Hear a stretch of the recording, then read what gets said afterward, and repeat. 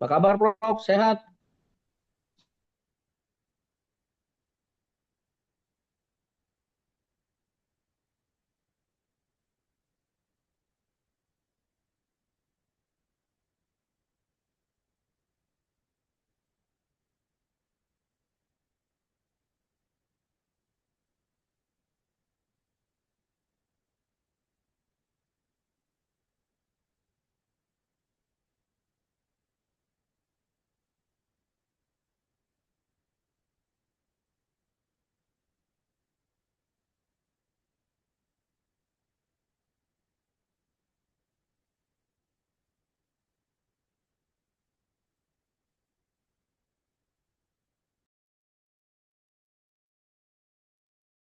Oke,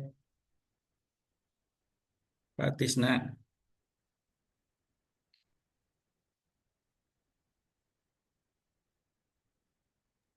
Apa kabar, Prof? Sehat? Malam, Pak Rahmat.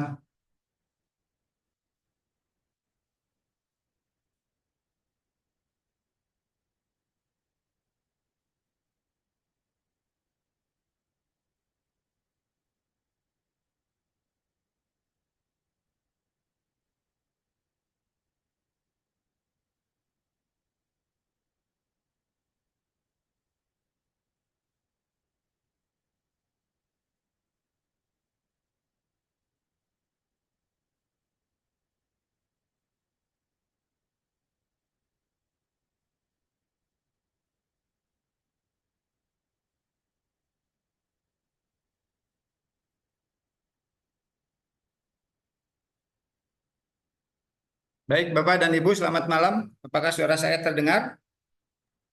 Malam, Pak. Waalaikumsalam. Kedengaran, Ya, Pak? terdengar. Terdengar, Sir. Dengar Pak. Siap, Bapak dan Ibu, kabarnya gimana? Sehat? Alhamdulillah Alhamdulillah, Pak, sehat. sehat. Ya, UTS aman? Aman, aman, Alhamdulillah, aman. Pak. Oke, baik. Mudah-mudahan Aman, Pak. semua berjalan sesuai dengan agendanya dan kita masuk ke pertengahan semester ke-1 untuk semester 1 di sesi yang kedua setelah UTS. Kita akan memasuki UAS yang kurang lebih sekitar bulan Februari ya, Januari Februari. Jadi 6 kali pertemuan ya. Mudah-mudahan semuanya bisa berjalan dengan baik dan lancar. Sekali lagi Bapak dan Ibu, tips untuk kuliah di program RPL ini, rekognisi pembelajaran lampau ini, santai saja ya, serius tapi santai, sersan ya. Kalau ada persoalan-persoalan yang berkaitan dengan kendala Bapak dan Ibu, nanti bisa dikomunikasikan dengan kami. Yang penting adalah terjadi komunikasi yang intens.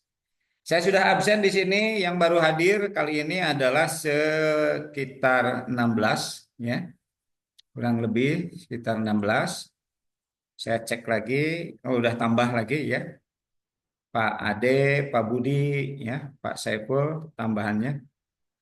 Oke, baik. Bapak dan Ibu, di dalam memasuki topik bahasan mengenai destinasi pariwisata, sekali lagi Bapak dan Ibu, yang bisa menentukan sesuatu itu dikatakan sebagai sebuah destinasi, ada beberapa prasyarat yang umum, tetapi secara substansi atau secara hakikatnya sebuah destinasi itu adalah saya menyampaikan sebuah konsep adalah segala sesuatu yang memiliki nilai atau values yang bisa digunakan, yang bisa dinikmati oleh setiap orang dalam konteks untuk healing atau refreshing. Jadi apapun juga sebetulnya. Ya, saya ulangi lagi, destinasi itu segala sesuatu yang secara teori destinasi itu adalah sebuah tempat ya atau objek ya. Tapi kalau bisa dikembangkan lebih luas sebetulnya destinasi itu adalah segala sesuatu yang memiliki nilai, ya, yang memiliki nilai-nilai yang bisa memberikan satu pengalaman atau kepuasan atau kenikmatan bagi seseorang dalam konteks healing. Itu sebetulnya destinasi. Jadi kata kuncinya adalah values. Jadi Bapak dan Ibu, kata kuncinya adalah nilai-nilai. Bapak dan Ibu bisa memberikan suatu konsep sebuah destinasi dimanapun selama aspek-aspek yang ada di dalam destinasi itu bisa terpenuhi. Barangkali itu secara umum dalam pengertian sebuah destinasi. Jadi nggak usah terlampau kontekstual ya, tetapi secara konsep itu yang perlu dipahami oleh Bapak dan Ibu. Yang penting bahwa bagaimana mengimplementasikan sebuah destinasi itu menjadikan sesuatu yang memberikan manfaat atau benefit buat semua orang atau stakeholder. Saya kira itu konsep dasarnya mengenai destinasi. Kemarin kita sudah pelajari atau kita sudah bahas tentang destinasi atau manajemen destinasi pariwisata. Sampai sini barangkali dulu ada yang ingin disampaikan. Jadi konteks di dalam perkuliahan kita ini lebih banyak kepada pengalaman-pengalaman Bapak dan Ibu atau hal-hal yang menjadi pertanyaan atau yang menjadi satu keingintahuan yang berkaitan dengan manajemen destinasi pariwisata. Jadi tiga kata yang manajemen, destinasi, dan pariwisata itu. Jadi kalau Bapak dan Ibu ditanyakan apa itu konsep manajemen, apa itu konsep destinasi, apa itu konsep pariwisata, secara kata per kata, seyogianya Bapak dan Ibu memiliki sebuah konsep yang dimiliki berdasarkan pemahaman sendiri. Yang kedua adalah kalau digabungkan tiga kata manajemen destinasi pariwisata, maka itu menjadikan suatu konsep keseluruhan yang berkaitan dengan bagaimana tata kelola sebuah destinasi pariwisata. Saya kira itu yang menjadikan konsep dasarnya dulu.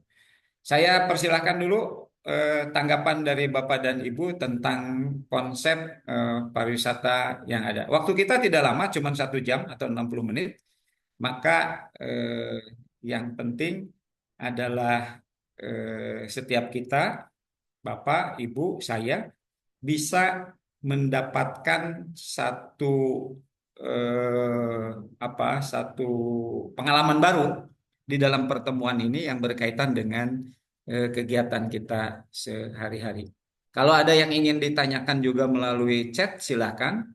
Kalau ada yang dikomentari melalui chat, disilakan.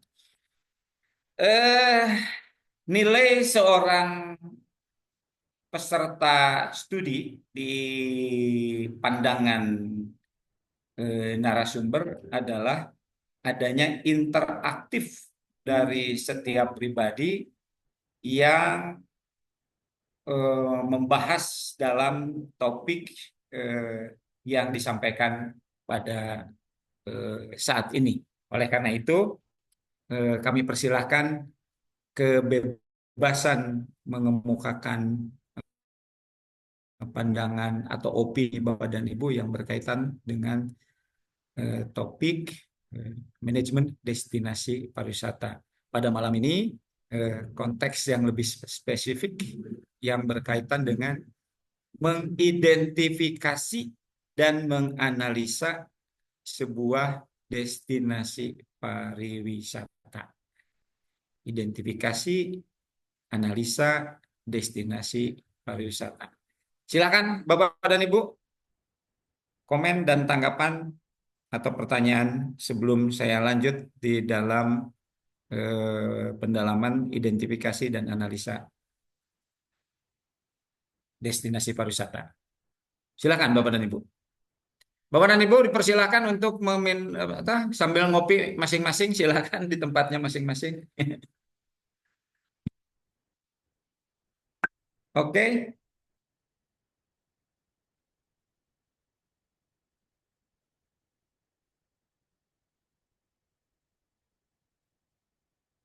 Bu Wulan, selamat malam. Malam, Pak. Bagaimana kabarnya dengan Alhamdulillah, bisnisnya? baik. Alhamdulillah, lancar, Pak. Ditunggu lagi di Garut, Pak. Siap, siap, Siap, siap. siap. Oke, segera nanti saya meluncur. Oke, Pak. Oke. Siap, Pak.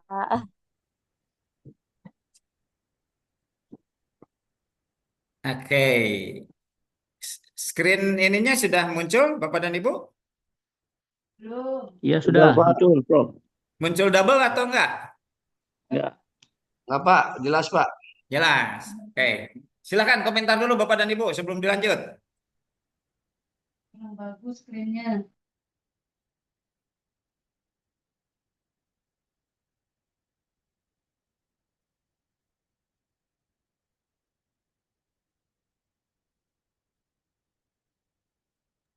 Prof, pertanyaan, Prof. Siap, belum siap. Sambil pemanasan dulu, Pak Rahmat, silakan. Jadi intinya ini kaitan dengan inbound ya, inbound pariwisata ya, dalam negeri ya. Siap. Perencanaan, pengembangan, pemasaran, operasional ya. Apa Iya, secara betul. umum general? Iya, betul. Oke. Mundur dulu, Bu Nadel. Sesi. Oke. Hebat. Terima kasih Pak Rahmat. Ada komentarnya lagi. Tapi Bapak udah hebat. Konteksnya inbound ya Pak.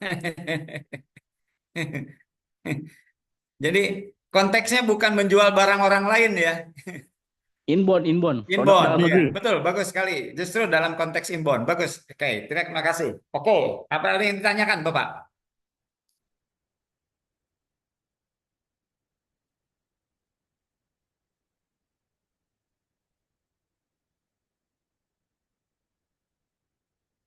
Di Garut banyak tuh potensi yang bisa digarap tuh Bu Wulan tadi ya. Everywhere, anywhere in our country or regions, so many destinasi, ya, so many destination.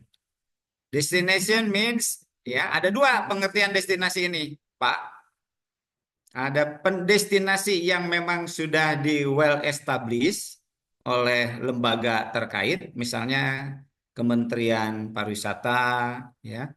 Kemudian adalah daerah tingkat 1 provinsi atau daerah tingkat 2 kabupaten atau kota, ya, yang menetapkan, menentukan, mencanangkan bahwa sesuatu itu disebut sebagai sebuah destinasi. Gitulah, Pak. Itu jadi sekali lagi saya katakan bahwa destinasi itu, objek wisata itu bisa ditetapkan dengan dua pendekatan. Pertama adalah pendekatan legitimasi atau legalitas formal dari lembaga terkait. Misalnya Kementerian Pariwisata, yang kedua adalah daerah tingkat 1 provinsi dan daerah tingkat 2 kabupaten atau kota, bahwa sesuatu itu ditetapkan sebagai sebuah destinasi pariwisata.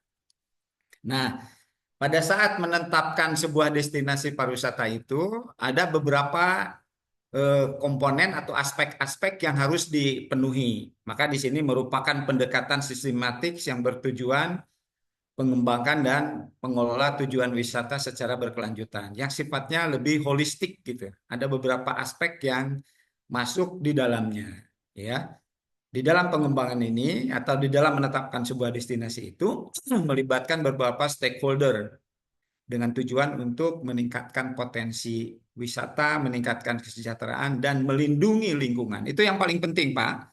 Dalam konteks teori, ya, sekali lagi dalam konteks teori, ya, melindungi lingkungan, ya, baik itu lingkungan fisik maupun lingkungan sosial, itu menjadikan prasyarat yang harus menjadikan perhatian kita bersama. Sedangkan meningkatkan kesejahteraan, meningkatkan pendapatan ekonomi, membuka lapangan pekerjaan, itu aspek dimensi yang sekarang ini menjadikan satu perhatian pemerintah atau masyarakat. Semua fokus ke aspek yang sifatnya nominal, yang sifatnya aspek materialistik gitu kan. Tetapi secara akademik tolong juga untuk memperhatikan melindungi aspek lingkungan, sosial dan budaya dan lain sebagainya. Saya kira itu. Nah, itu yang pertama adalah penetapan destinasi dengan pendekatan legal formal. Yang kedua, sebetulnya destinasi itu juga bisa di-create, ya, bisa di-create oleh entrepreneur, ya, oleh seorang wirausahawan yang meng-create sesuatu itu menjadikan sebuah destinasi, ya, manakala dia bisa mengidentifikasi resources dari objek atau tempat, ya, atau sesuatu itu memiliki potensi nilai-nilai yang bisa di-create melalui kreativitas, ya, dan teknologi dari kita, ya, pengelola atau manusia, untuk memunculkan sebuah inovasi baru sehingga menciptakan destinasi atau produk yang baru, ya. Jadi ada dua nih destinasi ini. Tadi Pak Rahmat, ya, menyampaikan bahwa di Garut banyak objek-objek wisata atau destinasi itu. Mungkin, ya, kalau tidak salah saya tangkap, bahwa lebih banyak kepada visual, lebih banyak kepada materi, lebih banyak kepada objek fisik yang menginspirasi kita untuk menyebutkan bahwa banyak destinasi di sana, ya. Tetapi sebuah proses perjalanan, ya, sebuah fenomena perjalanan pun bisa dijadikan sebuah destinasi manakala, ya, proses atau perjalanan itu, ya, atau kondisi itu memiliki nilai-nilai yang bisa dinikmati oleh peserta atau pengunjung, ya. Itu adalah juga sebagai sebuah destinasi baru yang di-create dengan kreativitas kita menjadikan sebuah proses atraksi lah misalnya, kan itu bisa juga dijadikan sebuah destinasi. Jadi sebetulnya segala sesuatu yang ada di lingkungan kita ini pun bisa dijadikan sebuah destinasi. Contoh misalnya, sebuah kampung yang tidak memiliki apa-apa tetapi memiliki potensi yang bisa di-create oleh seorang entrepreneur. Nah, di sini memang harus memiliki jiwa entrepreneur. Ini ada hubungannya entrepreneur dengan destinasi, entrepreneur dengan pariwisata. Apa yang dimaksud dengan entrepreneur? Ya, sebagai seorang entrepreneur atau entrepreneurship, entrepreneurship itu adalah karakter seseorang yang bisa mengidentifikasi potensi resources menjadikan sebuah produk baru melalui kreativitas yang memiliki added value atau nilai tambah, ya. Itu jadi di sini nih konteksnya. Jadi tadi sebuah kampung atau sebuah desa yang memang tidak memiliki apa-apa tetapi memiliki satu kreativitas atau imajinasi dari seseorang yang memiliki jiwa entrepreneur, misalnya dicat seluruh kampung rumah itu dengan cat rumahnya yang warna-warni dengan melakukan proses katakanlah grafiti, ya, atau coretan-coretan lukisan-lukisan di tembok yang memiliki nilai daya tarik kepada masyarakat untuk dinikmati. Itu menjadikan sebuah destinasi baru, ya. Nah, itu seperti itu, banyak sekali unsur-unsur yang bisa di-create dalam konteks menciptakan sebuah destinasi. Barangkali itu Pak Rahmat, Bapak dan Ibu, sebagai salah bahan pengembangan kita, tidak hanya saja dalam bentuk alam, sungai, atau objek-objek yang sudah ada, tetapi sebetulnya dimanapun kita melihat ada resources yang potensi resources yang bisa kita create dan bisa menjadikan sebuah anak-anak muda sekarang ini ya atau masyarakat sekarang ini banyak yang melakukan apa ide-ide ya atau kreativitas-kreativitas yang bisa menciptakan inovasi baru yang dapat dinikmati oleh masyarakat. Bisa di eh, apa pengayaan Pak Rahmat, Bapak dan Ibu? Baik dok, Prof. Saya mau ini mungkin ada waktu kemarin awal pandemi itu kan ada apa namanya satu wisata ekstrim yang viral tuh di medsos tuh. Jadi ada satu apa travel agent lokal bekerja sama dengan travel agent luar negeri yang mengeksploitasi membuat semacam packaging wisata ekstrim ke kawasan kumuh di Jakarta itu. Itu di Hmm. YouTube-nya ada itu sampai sampai apa namanya. Nah, itu kayak hal-hal seperti ini itu jadi unsur negatif yang apa ya jadi kita citra kita di luar jadi jelek gitu, Prof. Itu walaupun inovasi yang bagus tapi kayaknya sangat memukul kita itu, Prof. Nah, bagus sekali Pak. Ini, tetapi secara konsep yang tadi saya sampaikan ya, bahwa hal demikian itu adalah benar adanya atau fakta adanya, begitu ya Pak Rahmat? Iya betul, wisata Nah, kumuh, nah, wisata dalam kumuh. konteks, tapi itu menjadikan satu atensi, perhatian pendatang atau masyarakat tertentu untuk menikmati itu, gitu. Iya Nah, di orang-orang sini, bule itu, Prof. Yang datang orang-orang Eropa itu bule, ya, bule-bule. nah di sini Bapak, bagus sekali itu Pak, Bapak dan Ibu, bagus sekali. Jadi dalam konteks tadi sebagai sebuah objek baru untuk dinikmati orang, ya, dan dilandasi oleh kapitalisme, ya, Pak Rahmat, saya pakai bahasa yang ekstrim ya. Iya, Kapitalisme itu kapitalisme betul. untuk didagangkan ya, dijual untuk mendapatkan revenue atau pendapatan tertentu. Yes, itu benar, Bapak ya. Dan itu tidak salah. Tetapi kita, Bapak dan Ibu, kita adalah sebagai akademisi. Ya, ini yang paling penting nih saya ingin sampaikan. Terima kasih Pak Rahmat.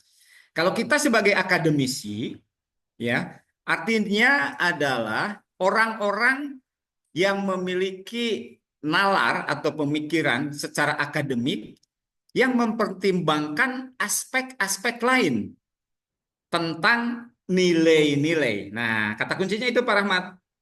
Iya betul. Jadi ada nilai-nilai ini. Ini nih punten ini untuk mahasiswa ini, ya kan? Mahasiswa itu concern dengan nilai-nilai, ya.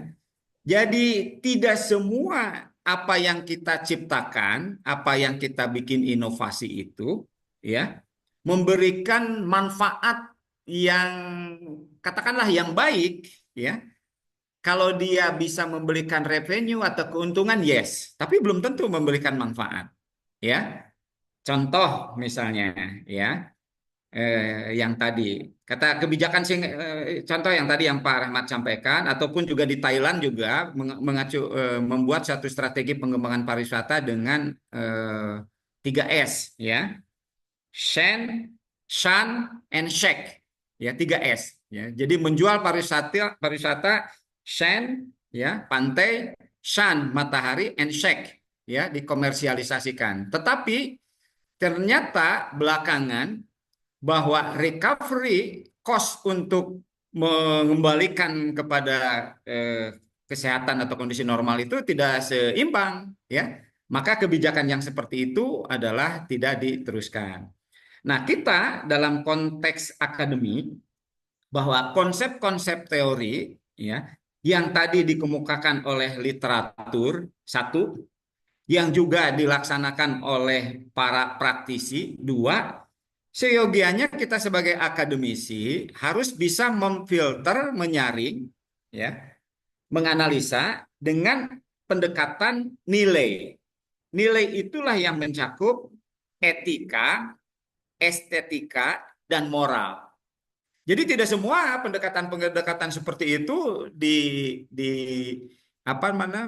bisa dijalankan atau bisa diaplikasikan. Di sini Bapak dan Ibu, pentingnya insan-insan pariwisata, terutama adalah para pemangku pariwisata, ya terutama di dalam dinas pariwisata daerah tingkat 2, tingkat 1, memahami konteks pengembangan pariwisata itu secara holistik, secara menyeluruh. Tidak hanya dilihat dari dua aspek saja, terutama tadi aspek-aspek nilai, kesinambungan lingkungan, ya, tentang etika, estetika, dan moral menjadikan suatu pertimbangan buat kita. Tapi ini juga kenyataannya sebetulnya bukan hanya di pariwisata saja, di dalam kegiatan bisnis, di dalam tata kelola pemerintahan tidak semena-mena, tidak semata-mata tujuan untuk akhir keberikan kemaslahatan kepada orang banyak, tetapi melalui jalan yang mengabaikan tentang etika dan moral. Juga tidak demikian kalau dilihat dari sisi akademik. Apa konsekuensinya? Konsekuensinya nanti akan memberikan dampak yang justru bumerang terhadap dari proses apa yang dijalani ini. Bisa dipahami ya, Pak Rahmat ya. Jadi Bisa, disinilah Prof. konteksnya. Seperti tadi pendekatan inbound dan outbound, Pak Rahmat. Mana yang menurut pandangan kita yang bisa memberikan yaitu kemaslahatan atau kebermanfaatan buat kita secara holistik.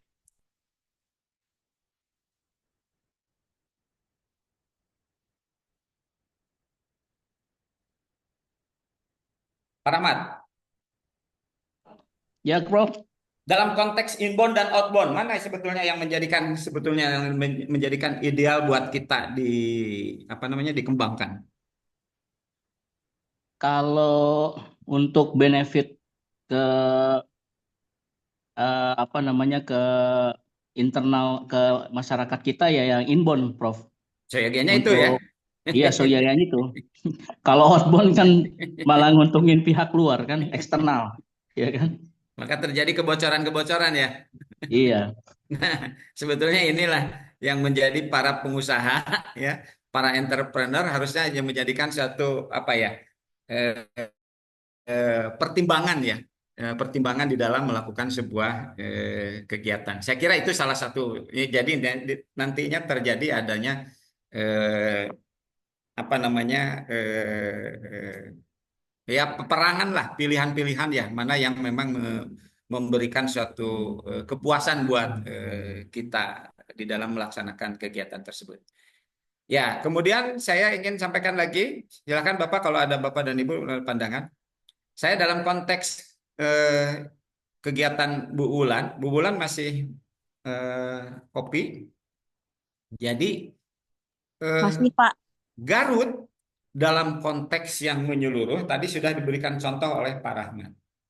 Ya, banyak sekali ya yang menjadikan perhatian para pemangku pengelola pariwisata di sana. Tapi dalam konteks unit kecil, Bu Wulan, jadi eh, your business ya, apa namanya?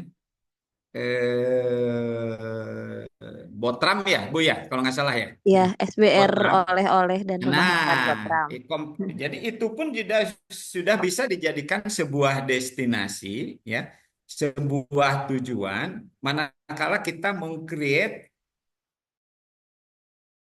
di mana orang-orang datang ke Garut itu juga untuk menikmati misalnya budaya Garut yang disetting di dalam kompleks Botram SBR. dan unit-unitnya yang ada di sana, ya. Nah, tapi ada beberapa ada beberapa kriteria yang harus menjadikan prasyarat kita bersama. Next, Bu Dela, ya, eh, menjadikan prasyarat bersama. Ya, konsep dasarnya bahwa objek atau tempat apapun juga bisa dijadikan sebuah destinasi, ya, melalui tahapan pendekatan manajerial. Manajerial itu adalah sistematis ya di dalam mencapai sebuah tujuan. Tetapi yang paling penting tetapkan dulu sebagai sebuah tujuan, tidak hanya sebagai sebuah outlet, tetapi sebagai tujuan yang lebih luas lagi, bahwa ada satu atraksi ya. Kalau saya lihat kan di tempat Bu Wulan juga sudah menyiapkan sarana fasilitas ya, kemudian infrastruktur yang bisa menampung tentang sebuah atraksi di sana, ya. Nah, pertama tujuannya, targetnya dulu bahwa kita tidak hanya sebagai sebuah outlet food and beverage, tetapi juga menjadikan sebuah tempat yang mana orang bisa lama di sana, barangkali bisa menghabiskan waktu 4 jam atau sampai 6 jam begitu berkunjung di sana. Jadi one stop activities, ya. Bisa belanja, bisa menikmati atraksi budaya, bisa juga menikmati kuliner dan lain sebagainya lah. Nah, kalau kita sudah menetapkan seperti itu, maka pendekatan manajerial, pertama targetnya dulu,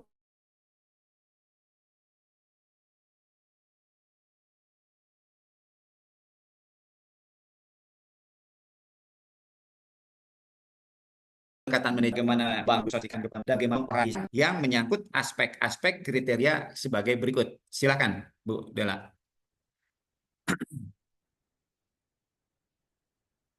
Next, Bu Dela. Nah, jadi destinasi minimum, Bapak dan Ibu, ada 4 kriteria yang harus bisa dipenuhi, ya. Pertama itu tadi ada kegiatannya, kedua itu ada sarana untuk tempat tinggalnya. Bapak Ibu, Bu Wulan bisa meng-create fasilitas-fasilitas ini menjadikan sebuah kompleks itu menjadikan sebuah destinasi. Atau Bapak dan Ibu kalau melihat sebuah area, ya, termasuk saya, ya, kalau jalan ke sana kemari itu juga cara berpikir bahwa ini potensi resources yang bisa di-create, ya. Contoh mungkin Bapak dan Ibu juga punya pengalaman, ya, barangkali. Pada dasarnya sih sebetulnya pariwisata itu, destinasi itu tidak harus aset milik kita sendiri, ya. Dan itu bisa dikolaborasikan dengan aset-aset yang dimiliki oleh perhutani, oleh kelautan, oleh masyarakat setempat, oleh pedesaan, ya, bisa dijadikan sebuah potensi resources yang bisa di-create oleh kita melalui pendekatan kolaborasi. Jadi fasilitas akomodasi, kemudian fasilitas akses datang ke tempat itu, kemudahan-kemudahannya dan informasinya, kelancarannya, kemudian kegiatannya selama di sana adalah bisa menghabiskan waktu yang relatif cukup lama, ya, dan juga fasilitas-fasilitas pendukung. Jadi sekali lagi, sebuah destinasi minimum ada 4 A, ya. A yang pertama, kalau datang ke sana aksesibilitasnya, jalannya, kemudahannya gampang. A yang kedua, ada fasilitas untuk selama tinggal di sana, ya, overnight atau menginap, akomodasi. A yang ketiga adalah ada kegiatannya yang bisa dinikmati waktu yang cukup lama. Kemudian yang keempat adalah fasilitas-fasilitas pendukungnya juga ada di sekitar itu yang memenuhinya. Di samping bahwa lokasi, ya, dan masyarakat setempat juga adalah mendukung terhadap adanya kegiatan tersebut. Sekali lagi, kalau Bapak dan Ibu tadi menciptakan destinasi pariwisata itu ada yang melalui legitimasi oleh pemerintah, oleh Pemda tingkat 1, oleh Pemda tingkat 2, yang berikutnya adalah juga boleh diciptakan oleh kita sebagai pengusaha atau sebagai pengelola. Dengan syarat minimum 4A itu bisa terpenuhi, ya. Seperti itu. Next, Dan. Nah, seperti di bulan fasilitas seperti itu juga bisa di-create seperti itu. Minimum, ya, bahwa tamu-tamu yang datang ke sana itu dapat, jadi tidak hanya sekadar menikmati kuliner 1 jam 2 jam selesai, ya, itu tidak masalah. Awalnya sih unit itu, tetapi berikutnya ada lagi atraksi-atraksi kegiatan yang bisa diperpanjang sehingga dia bisa stay lebih lama di lokasi tersebut. Itu lebih luas lagi, ya, karena lumayan fasilitasnya. Ada berapa hektar lokasi yang ada di sana, Bu? Berapa hektar ya kayak? Aduh lupa. Sekitar pokoknya berapa ya Pak? Menurut Bapak berapa ya kemarin? Tapi sekarang alhamdulillah kita juga sudah menyiapkan fasilitas jeep. Jadi Hmm.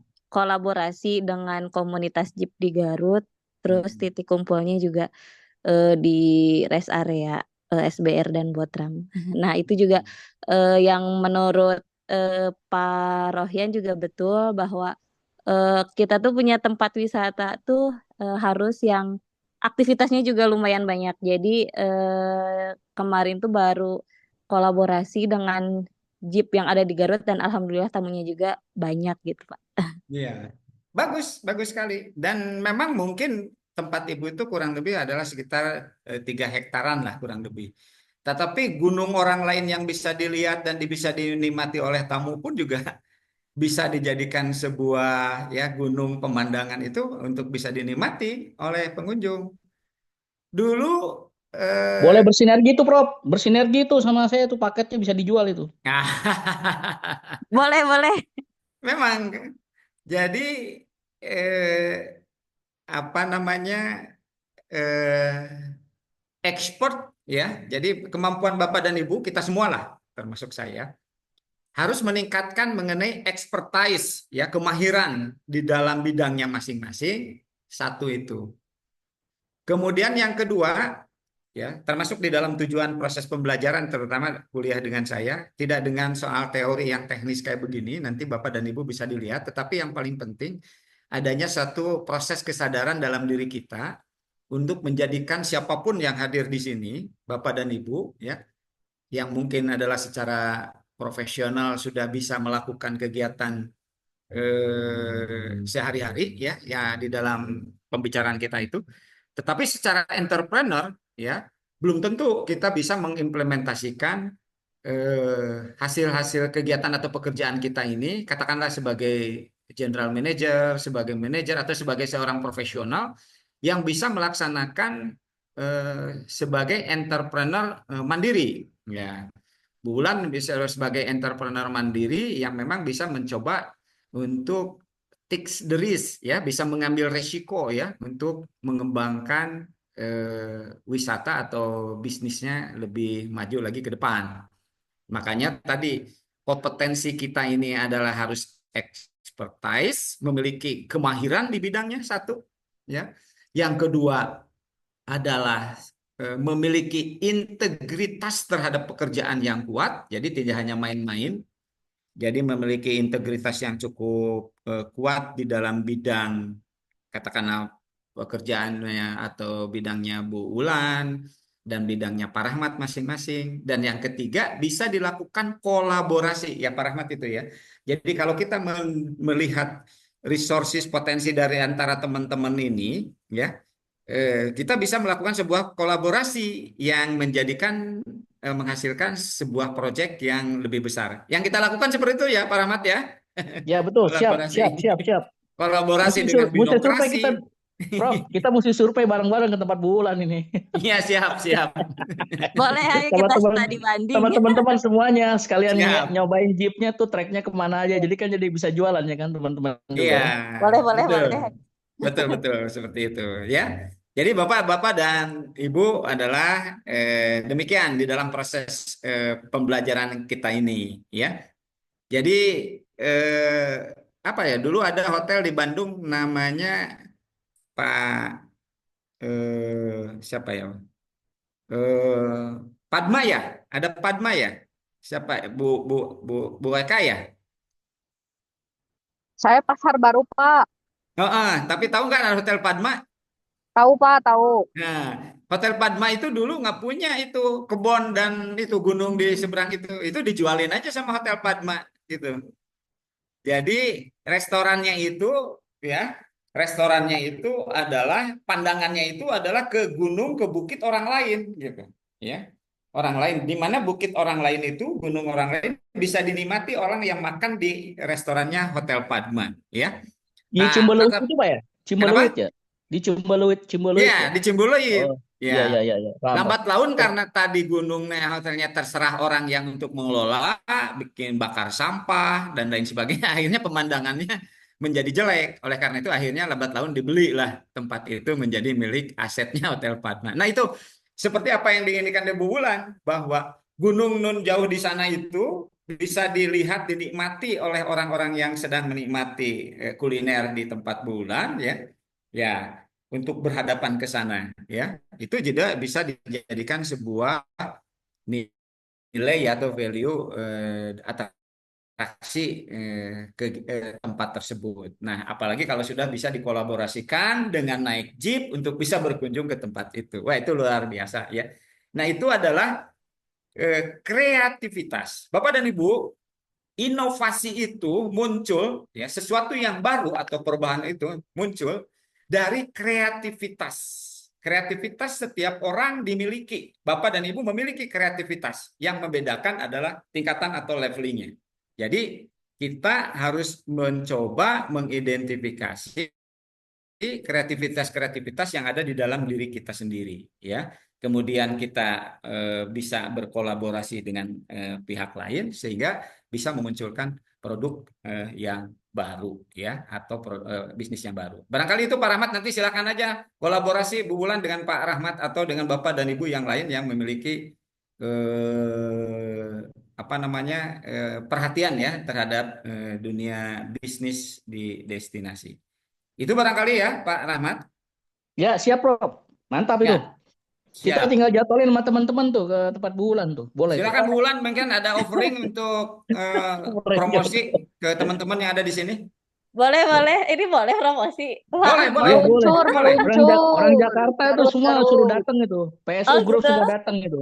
Oh ya, boleh boleh nanti mungkin di sini ada yang yang punya travel boleh dikondisikan. Nanti kita juga alhamdulillah sih dari tempat Wulan juga udah kolaborasi sama semua wisata yang ada di Garut. Jadi misalnya Bapak Ibu mau kemana, ayo diantar. Sip. Siap. Nanti detail programnya bisa di-share ya Bu Wulan di BWA ya nanti ya. Itinerarinya ya. Ya itinerary-nya ya. Itinerary-nya. Bu Wulan. Bu Wulan. Iya, gimana Pak? Ini teman-teman yang ada di sini tuh teman-teman yang luar biasa nih. 32, 34 ini ya. Ini teman-teman yang semuanya adalah bukan biasa-biasa aja. Satu itu Ya Pak. ya, Bu Wulan ya. Ya. Ya. Kedua, kalau teman-teman yang di sini datang ke Garut dengan orang awam datang ke Garut, kira-kira ada beda nggak, Bu Wulan? Ada dong Pak. Coba Kalau di bedanya apa? Silakan, Bu Wulan. Kalau di istilah pariwisatanya Pak, brengos. Jadi ada nanti ada diskon atau komisi Iya. buat yang bawa rombongan lah, biasa itu mah ya Pak ya. Iya. Oke. Aman-aman Pak. Jadi ada privilege teman-teman yang di sini itu, ada kemudahan, ya, ada benefit lain yang bisa diberikan oleh Bu Wulan ya, sebagai bukan hanya sebagai ini Bu, bahwa ini tuh agen promosi juga nih teman-teman yang di sini ini kan, yang ada di seluruh Indonesia ini yang bisa di-share. Oleh karena itu apa namanya, merchandisingnya tentang brandingnya apa Bu Wulan, tempat Bu Wulan itu? Untuk brandingnya kan kita tuh ada pusat oleh-oleh Garut sama rumah makan Botram ya Pak Rohyan. Iya, Nah tapi jadi nama jualnya apa Bu itu jadinya? apa ya? Rest area kali ya Pak ya, F&B. Enggak. Gimana Makanya maksud? secara menyeluruh, menurut saran saya, secara Ya, menyeluruh, kan yang itu adalah pusat oleh-oleh ya.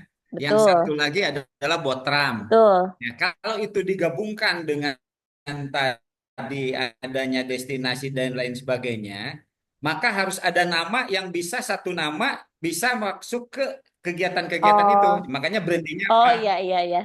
Ya, Paling ini ya Pak, untuk sementara wisata SBR dan Botram karena belum ada nama sih brandingannya. nah Paling itu menjadikan rest area. itu sayang Bu kalau hanya Ya, rest area itu gitu siap kan. siap Pak. Personal Tapi branding penting itu, personal iya, branding itu. iya. company ini branding ini perusahaan juga Oh penting iya. ya gitu ya. Paling untuk ikonnya kami ada sih Pak. Ikonnya itu Mamang Garut. Jadi di setiap logo SBR sama Botram itu pasti ada logo Mamang Garutnya. Boleh itu. Boleh itu. Kampung Mamang Garut boleh itu ya. Boleh ya? Ya, jadi orang tahu kalau Kampung Mamang Garut pasti ke bisnisnya Bu Wulan. Iya, Ya, ya Pak. Ya, Kampung Mamang Garut. Nah, nanti merchandisingnya ya bahan-bahan itu boleh Ibu share di sini. Nanti kita juga apa bisa sosialisasi dengan teman-teman yang ada di sini dan itu siap. bisa disambungkan dengan apa namanya penilaian atau tadi analisa sebuah destinasi itu dikatakan bisa diterima atau tidak bisa diterima. Jadi bukan layak atau tidak layak, tapi bisa diterima atau memang kurang bisa diterima dengan puas, sangat puas dan lain sebagainya lah Siap. oleh para stakeholder. Jadi Siap. stakeholder itu menyangkut dengan tadi ini di dalam peran destinasi ini ada 5 stakeholder yang menjadikan semua orang berkepentingan untuk memperhatikan ya tentang saya lebih suka juga itu. Jadi Kampung Mamang Garut gitu ya. Jadi Kampung Mamang Garut itu dari pemerintah, dari industrinya, dari masyarakat lokalnya, dari akademisinya ya atau non pemerintahannya dan juga dari media. Jadi saya pikir itu lebih bagus cepat-cepat aja di ini kan Kampung Mamang Garut itu lebih bagus itu ya. Ya, boleh Pak. Mudah itu sekali untuk diinikannya, dihafalnya, di Ya ininya Pak. gitu ya. Nah, dengan profil orangnya barangkali ya nantinya. Nah, ini yang harus memang disosialisasikan ke 5 stakeholder ini ya. Biasanya disebut dengan pendekatan pentahelik ya, itu 5 ini. Nah, ini yang menjadikan apa namanya kesinambungan atau kolaborasi sebuah destinasi dilihat dari 5 lima unsurnya tadi ya, unsur pemerintah, unsur industri, unsur komunitas atau masyarakat dan unsur akademisi serta unsur media ya. Itu. Next.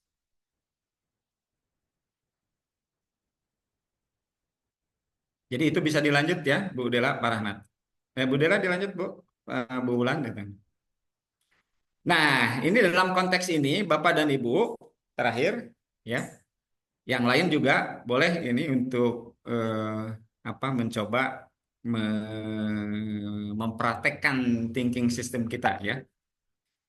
Nah, coba Bapak dan Ibu mengidentifikasi dan menganalisa objek wisata Bapak dan Ibu yang Bapak Ibu kenal.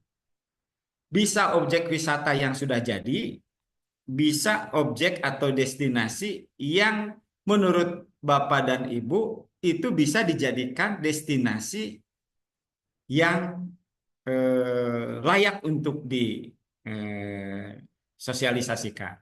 Ya, jadi kalau Bapak dan Ibu perjalanan, terutama teman-teman yang bekerja ke offshore, yang bolak-balik dari tempat tinggal ke tempat kerja, setahun kurang lebih ada sekian kali frekuensi pulang pergi, naik pesawat, naik perahu, naik perjalanan darat. Di sana banyak sekali fenomena dinamika kegiatan manusia. Nah, Bapak dan Ibu melatih juga untuk mengidentifikasi objek-objek perjalanan Bapak dan Ibu menjadikan sebuah materi kreativitas. Dalam konteks ini karena saya menyampaikan tentang manajemen destinasi pariwisata, tetapi ya artinya dikaitkan dengan destinasi pariwisata. Tetapi dalam konteks lain sebetulnya bisa dikaitkan dengan subjek atau materi menjadikan bahan topik pembicaraan ya menjadi untuk bahan narasumber atau juga untuk kreativitas menciptakan bisnis baru gitu. Jadi setiap pribadi memiliki potensi kreativitas tersebut. Nah, dalam konteks destinasi ini, saya berikan studi kasus kepada Bapak dan Ibu. termasuk tadi contoh-contohnya di Bu Wulan ya, dan juga Pak Rahmat ya, yang bolak-balik menjalankan bisnis umroh misalnya ya, dari Indonesia, Saudi, di sana, di sini, apakah itu bisa dijadikan sebuah apa namanya, proses destinasi yang memiliki spesifik atau unit unique selling point dibandingkan dengan pelaksana grup yang lain ya, dari mulai transportasi, dari mulai naik pesawat, dari mulai check-in ke hotel, kemudian dari mulai prosesi pilgrimage-nya dilihat dari perspektif customer, sehingga oh ini beda ya, ini punya unique selling point yang beda dibandingkan dengan yang lain.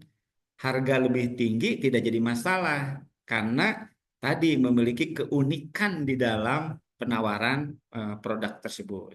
Nah, di sini saya mencoba memberikan satu case kepada Bapak dan Ibu, bagaimana kemampuan mengidentifikasi resources di dalam perjalanan Bapak dan Ibu, di dalam mobilitas aktivitas bisnis maupun juga pekerjaan, atau bahkan di tempat Bapak dan Ibu berada. Jadi supaya kita tidak terlena bahwa sudah sekian lama, sekian puluh tahun, ya kita sudah melakukan itu, kenapa kita tidak bisa grab gitu, menangkap gitu peluang-peluang itu ya. Nah, setelah mengidentifikasi, kemudian mencoba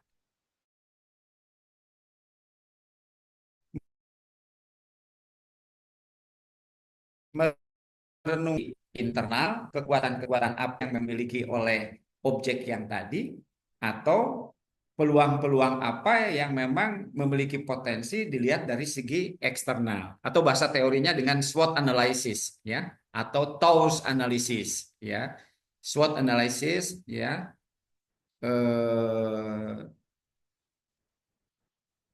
kajian-kajian atau mengidentifikasi tentang potensi itu ya.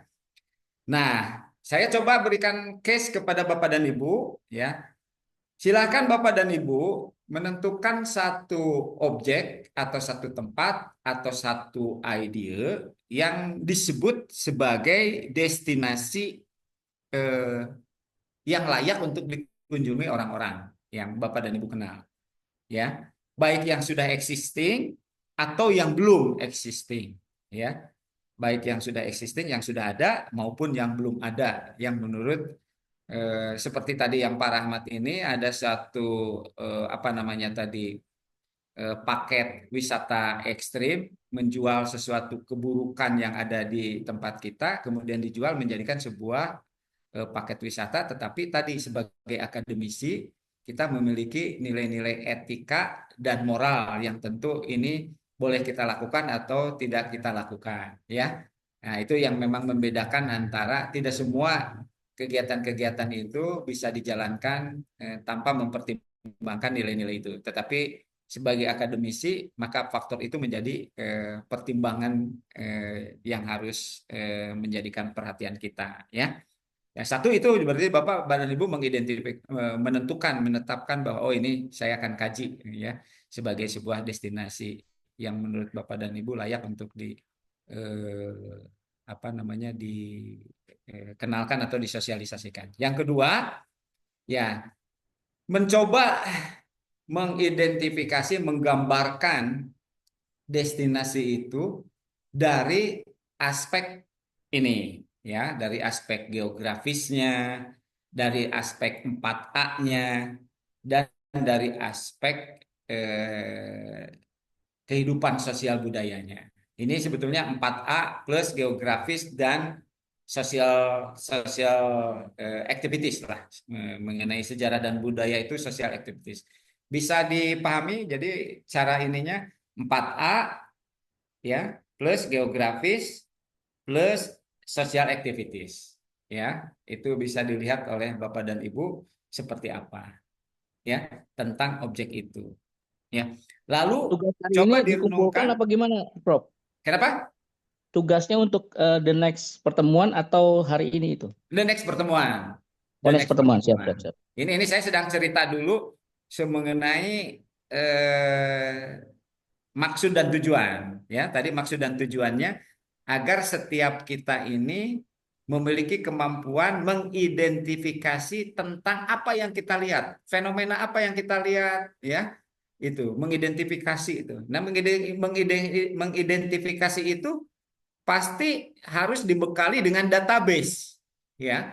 Kalau tidak punya database, maka kita tidak bisa mempotret, mengidentifikasi apa yang kita lihat. Apa yang dimaksud dengan database? Database itu adalah teori dan konsep dari literatur, dari hasil diskusi di dalam kampus, dari proses pembelajaran, dari pengalaman.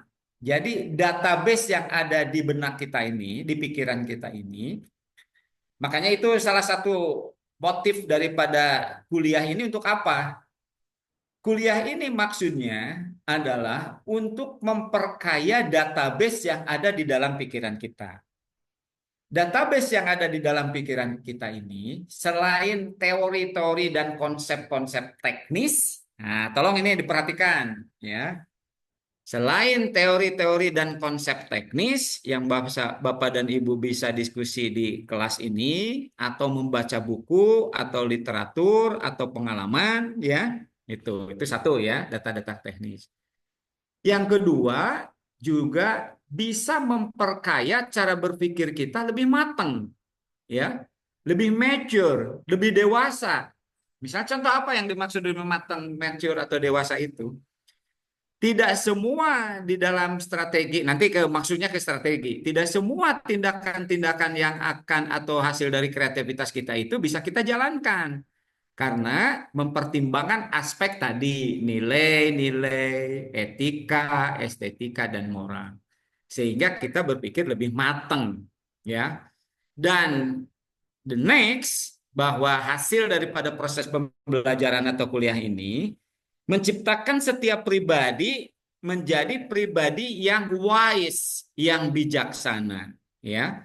Jadi ini terutama teman-teman anak-anak kita yang di Gen Z ini, bahwa selalu orientasinya kepada pendekatan objek, target, tujuan. Kalau enggak kita pindah lagi, kalau enggak kita cari lagi, ya. Jadi tidak melihat dari aspek-aspek benefit, ya, keuntungan-keuntungan lain, ya. Nah, kita di dalam kuliah ini seyogianya memiliki Bapak dan Ibu, saya paham bahwa Bapak dan Ibu profesional dan mahir di dalam mengelola perusahaannya, mahir di dalam melaksanakan pekerjaannya. Tetapi kita perlu evaluasi bahwa tindakan-tindakan kita ini adalah sudah masuk ke level yang lebih bijak, yang lebih wise, yang bisa mempertimbangkan kepentingan stakeholder yang lain, tidak hanya semata-mata untuk tujuan bisnis. Itu Pak ya yang dimaksud jadi dalam kegiatan ini. Nah, pada pertemuan yang akan datang, Bapak dan Ibu memaparkan ya 3 ini. Satu, menetapkan objek yang dijadikan sebuah destinasi, baik yang sudah ada maupun yang belum ada. Artinya menurut Bapak dan Ibu ini layak di kampung Bapak dan Ibu dijadikan sebuah destinasi. Kemudian dilihat dari dimensi 4A plus geografi dan social activities, ya, atau lingkungannya. Kemudian yang ketiga adalah mencoba menganalisa dengan menggunakan analisa pendekatan TOWS, TO, Threat, Opportunity, Weakness, dan Strengths, TOWS, atau dibalik SWOT, ya. SWOT, Strengths, kemudian Weakness, kemudian Opportunity, dan Threat, ya. Boleh itu bolak-balik dari dalam ke luar atau dari luar ke dalam, bisa melihat penglihatannya seperti itu. Silakan. Nah, Bapak dan Ibu nanti ditulis, nggak usah di dalam bentuk PDF, ya, itu di dalam bentuk Word aja atau Doc, ya, supaya bisa dioret-oret, ya, di dalam ini, di dalam draft seperti ini. Dan Bapak dan Ibu bisa mencoba Apalagi kalau misalnya objek wisatanya yang sifatnya adalah genuine, ya, yang asli, yang belum belum ada, ya, yang belum tercipta. Saya kira itu barangkali Bapak dan Ibu bisa dipahami. Ya, Kalau siap. ada pertanyaan, atau saya mau berikan contoh. Sabar ya. Saya berikan contoh ya. Ya, siap, Prof. Contohnya, oh, Ya, ada Pak. kan? Hah?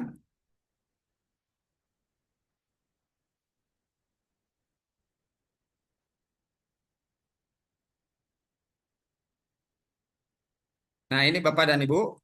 Nah, bisa dilihat? Eh, de- Bisa dilihat Bapak dan Ibu? Bisa, Pak. Bisa, Siap. Bisa, Pak. Pak. Wih, senior kita muncul juga nih. Suara khas. Oke, identifikasi profil. Jadi destinasi silahkan. Ini misalnya Ubud, Bali, ya. Lokasi geografis terletak di Kabupaten Gianyar. Ini terkenal dengan pemandangan dan ini hutan dan sungai. Atraksinya, lihat ada macam-macam, ya. Kemudian museum, tari dan lain sebagainya. Akomodasinya ada bintang 1, bintang homestay, bintang 4 dan lain sebagainya. Terserah di dalam objek wisata yang Bapak Ibu itu, adakah fasilitas seperti itu. Kemudian fasilitas pendukungnya adalah tadi, ya, ada ATM, ada restoran, kafe dan lain sebagainya. Kemudian akses jalan ke sana dapat dilalui oleh jalan kendaraan, oleh pesawat, oleh air dan lain sebagainya. Kemudian sosial budayanya adalah kondusif, kemudian apa namanya, asli, ya, memiliki khas tersendiri dan lain sebagainya.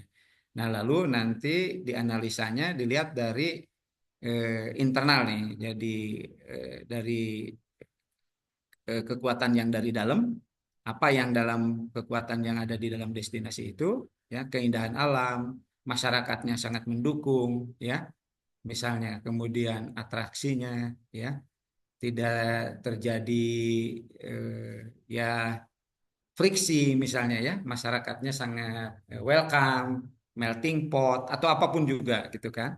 Jadi seluruh budaya ada di tempat itu misalnya kan, seperti itu.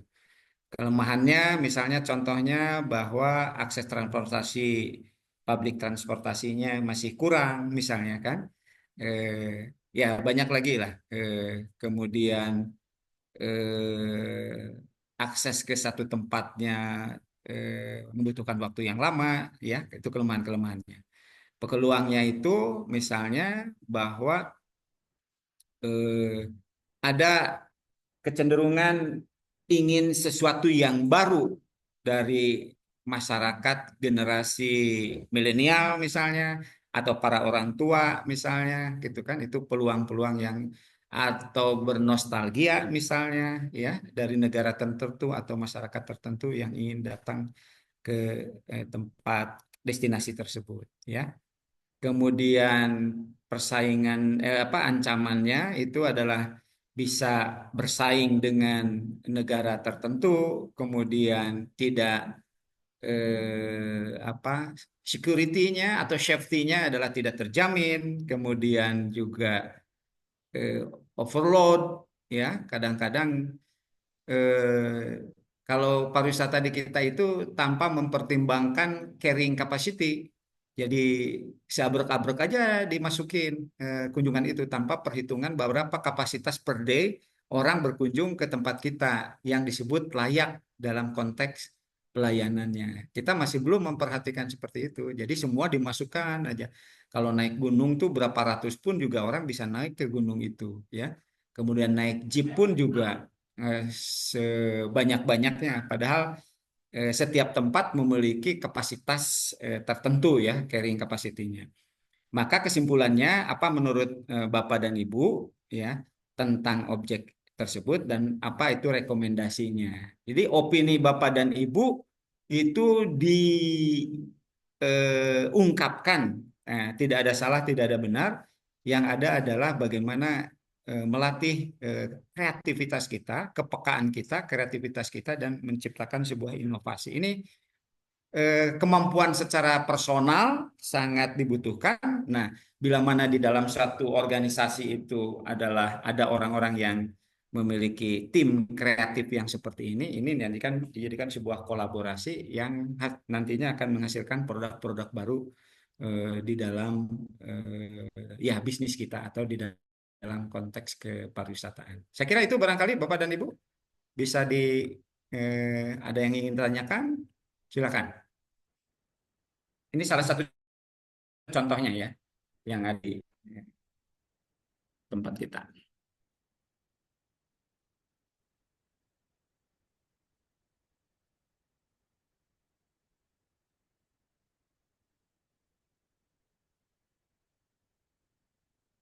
Baik, Bapak dan Ibu, ada yang ingin disampaikan?